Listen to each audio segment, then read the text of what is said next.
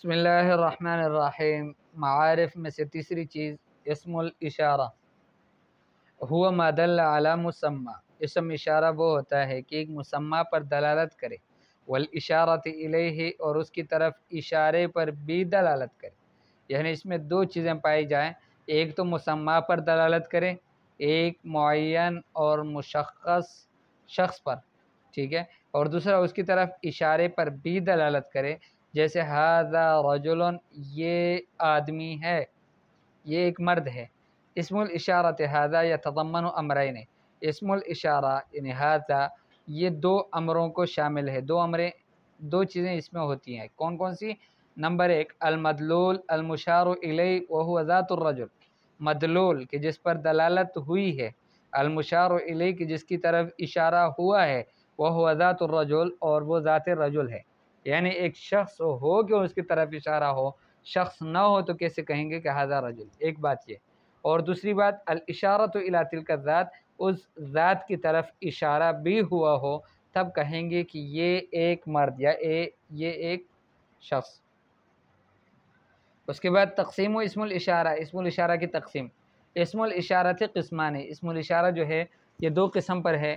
قسم یشار بہ للقریب، ایک قسم تو ہے کہ اس کے ذریعے سے اشارہ کیا جاتا ہے قریب کی طرف، وقسم یشار بہ للبعید، اور ایک قسم ہے کہ اشارہ کیا جاتا ہے اس کے ذریعے سے بعید کی طرف، ٹھیک ہے۔ اچھا، اسم الاشارہ للقریب مفرد مذکر کے لیے نو، ھذا ذاک او ذالک، ذاک او ذالک یہ بعید کے لیے ہے۔ مفرد مذکر کے لیے جو اسم اشارہ آتا ہے وہ قریب کے لیے ہو تو پھر ھذا آئے گا، اور بعید کے لیے ہو تو ذاک یا پھر ذالک آئے گا۔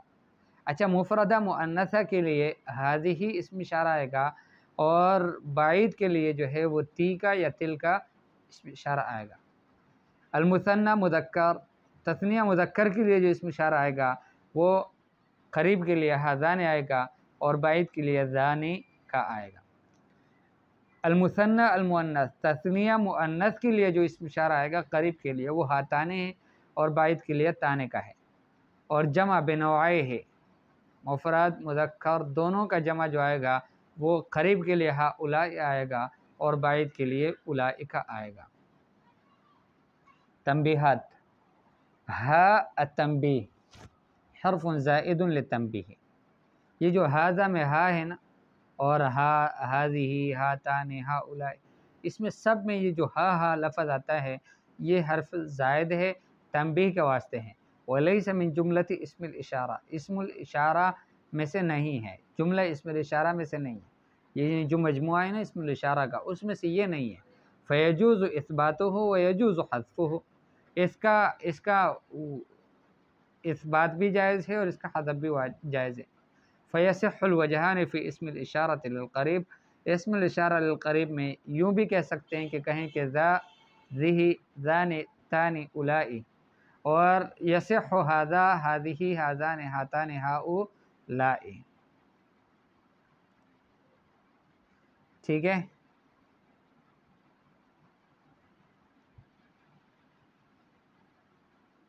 اچھا،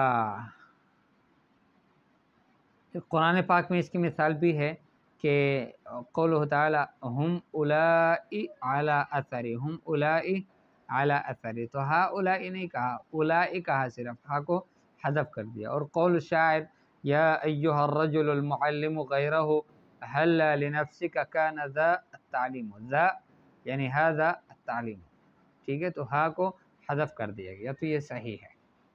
ويجوز الفصل بينها التنبيه واسم الإشارة بضمير المشار إليه وهو ضمير الرفع المنفصل الذي خبره اسم الإشارة، یہ بھی جائز ہے کہ فصل کر لیا جائے، جدائی لائی جائے ہا تنبیہ میں اور اسم اشارہ میں، کس چیز کے ذریعے سے؟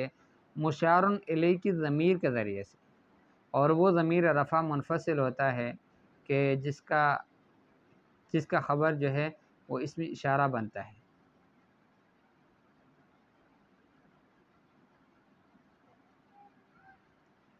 کیسے کہیں گے؟ جیسے ہا ضمیر منفصل فی محل رفع مبتدا، اسم اشارہ فی محل رفع خبر، اس طرح سے بنے گا ہا انا ذا، ہا انا ذا، ٹھیک ہے۔ تو ہا انت ہا انتم اولائی، ہا انذا میں یعنی ہا انذا اس طرح سے لکھا جاتا ہے، اور ہا انتم یوں لکھا جاتا ہے ہا انتم اولائی تحبونہم ولا یحبونکم، تو اس طرح سے بھی جائز ہے۔ وقت تعادها تنبیہ بعد الفصل توکید تنبیہ و تفویتی، کبھی کبھار ہا تنبیہ کے لیے جو آتا ہے وہ دوبارہ پھر لایا جاتا ہے تنبیہ کی توکید کے واسطے فصل آنے کے بعد، اور اس کی تقویت کے لیے، جیسے قولہ تعالی ہا انتم، اب ہونا چاہیے تھا ہا انتم اولائی، لیکن اللہ پاک فرماتے ہیں ہا انتم ہا اولائی۔ اب شروع میں جو ہا تھا وہ تنبیہ کے لیے تھا، دوسری دفعہ اس ہا کو دوبارہ لایا گیا تنبیہ کے واسطے، ہا انتم ہا اولائی۔ نمبر 2، یجب فی اسم الاشارہ للبعید ان یکون مقترنا بکاف الخطاب فنقول ذاک تیک ذانک تانک اولائی، یہ واجب ہے اسم اشارہ بعید میں کہ کاف خطاب کے ساتھ وہ مقترن ہو، تو آپ کہیں گے ذاک تیک ذانک تانک اولائی۔ اما لام البعد فمنه ما يجوز اقترانه بها مع الكاف ومنه ما لا يجوز اقترانه بها، لام بعد جو ہے اس میں سے کچھ وہ ہے کہ اس کا اقتران کاف کے ساتھ جائز ہے، اور کچھ وہ ہے کہ جس کا اقتران ملانا کاف کے ساتھ، کاف خطابی کے ساتھ جائز نہیں ہے، جیسے ذاک تیکا، اس میں آپ کہہ سکتے ہیں یجوز اقترانہما بلام البعد فنقول ذالک و تلک، ذانک تانک اولئک لا یجوز اقترانها بلام البعد، ذانک اب اس کو لام بعد کے ساتھ نہیں ملایا جا سکتا، تانکا کو بھی اولئک کو بھی نہیں ملایا جا سکتا۔ نمبر 3، الکاف التي تتصل باسم الاشارہ البعید لیست ضمیرا فانما هي حرف لمجرد الخطاب لا محل له من الاعراب، وہ کاف کی جو اسم اشارہ بعید کے ساتھ آ جائے وہ ضمیر نہیں ہوتا بلکہ وہ حرف ہوتا ہے، مجرد حرف خطاب کے لیے، اس کا اعرابی محل کوئی نہیں ہوتا۔ فهذه الكاف لا علاقة لها بالمشار الیہ، یہ جو کاف ہوتا ہے اس کا علاقہ کوئی تعلق مشار الیہ کے ساتھ نہیں ہوتا، وإنما هي للمخاطب، بلکہ وہ مخاطب کے لیے ہوتا ہے، وفيها لغتان، اس میں دو لغتیں ہیں، اللغة الأولى أن تتصرف هذه الكاف مع المخاطب تصرف الكاف الاسمیہ،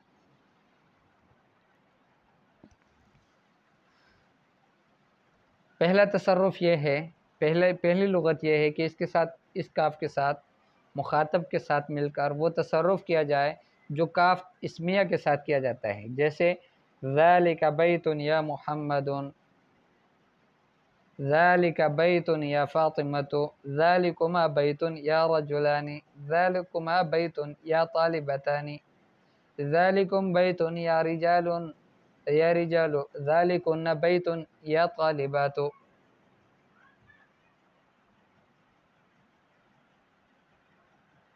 ٹھیک ہے، کہتے ہیں کہ کس چیز نے دلالت کیا اس پر کہ یہ حروف ہے، اسماء نہیں ہے، فرمایا کہ نون کا ثابت رہنا یہ دلالت کرتا ہے کہ یہ اسماء نہیں ہے بلکہ حروف ہے، ذانکا میں تانکا میں، ولو کانت اسماء لوجب حذف النون قبلها وجرها بالاضافہ کما نقول غلاماک وصاحباک۔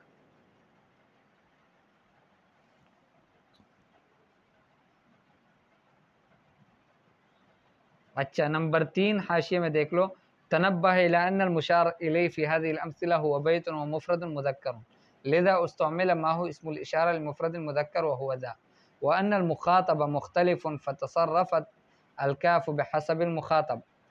ٹھیک ہے، مخاطب اگر مفرد تھا تو اس کے لیے کاف مفرد کے لیے لایا گیا، تثنیہ تھا تو کما لایا گیا، اور جمع تھا تو کم لایا گیا۔ مثال هذه اللغة من القرآن، اس لغت کا قرآن سی مثال ہے، المخاطب مفرد مذکر نحو قوله تعالی كذلك قال ربك كذلك، اور المخاطب مفرد مؤنث نحو قوله تعالی كذلك قال ربك، المخاطب مثنى مذکر نحو قوله تعالی ذلكما مما علمني ربي، المخاطب جمع مذکر نحو قوله تعالی ذلكم وصاكم به، المخاطب جمع مؤنث نحو قوله تعالى فذلكن الذي لمتنني فيه۔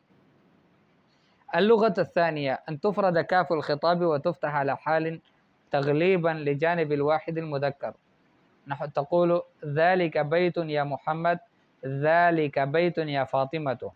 اب اس میں تو پہلے والی مثال میں تو ذالکی بیتن کیا کہا تھا، اب یہاں پر ذالکا کہا بیتن یا فاطمہ تو، پھر اس کے بعد ذالکما بیتن یا رجال یا رجلان کہا تھا، یہاں پر کہیں گے ذالک بیتن یا رجلان، ذالک بیتن یا طالبتان، ذالک بیتن یا رجال، ذالک بیتن یا طالبات، یہ بھی جائز ہے۔ قرآن پاک میں اس کی مثالیں بھی ہیں، جیسے وَكَذَلِكَ جَعَلْنَاكُمْ أُمَّةً وَسَطًا، ٹھیک ہے، اور قول تعالیٰ ذَلِكَ خَيْرٌ لَكُمْ، حالانکہ ذالکم تھا، لیکن یہ ہے کہ یہاں پر اس کا تغلیباً جو ہے وہ کاف خطاب لایا گیا ہے مفرد کر کے، کاف خطاب کو مفرد لایا گیا ہے، اور یہ جو ہے ہر حال میں